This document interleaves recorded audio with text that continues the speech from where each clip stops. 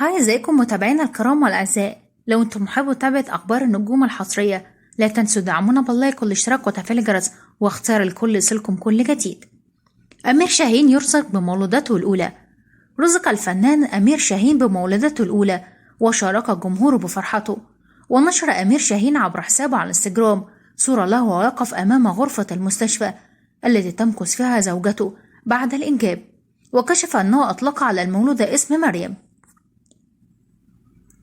وكتب أمير شاهين تعقيبا على الصورة: مرحبا بك في عالمي.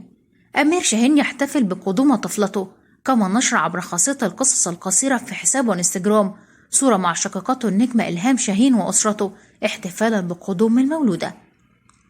كما احتفلت الفنانة والنجمة إلهام شاهين باستقبال أسرتهم لطفلة جديدة، وهي ابنة شقيقها الفنان أمير شاهين، وذلك عبر حسابها الشخصي على موقع التبادل الصور والفيديوهات الانستجرام.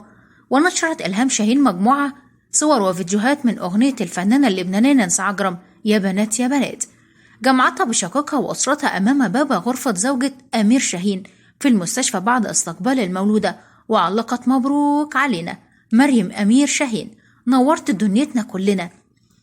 وعلى الفنان أمير شاهين عن استقبال طفلته الأولى والتي اختار لها اسم مريم، وذلك عبر حسابه الشخصي الفيسبوك ليصبح أحدث أب في الوسط الفني.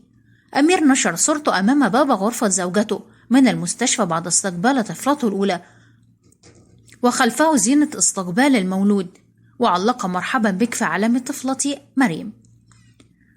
أمير شاهين عرفه الجمهور الطفل في أكثر من عمل فني، ومن بين أعماله دنيا تانية ونصيبي واسمتك وقضية معالي الوزيرة وعلشان ماليش غيرك وشط اسكندرية وامرأة من نار ونجمة الجماهير وشباب على الهوا والشيطان من العسل والسجينتان. وإذا عجبكم الفيديو ياريت ما تنسوش تدعمونا باللايك والاشتراك وتفعيل الجرس واختيار الكل يصلكم كل جديد.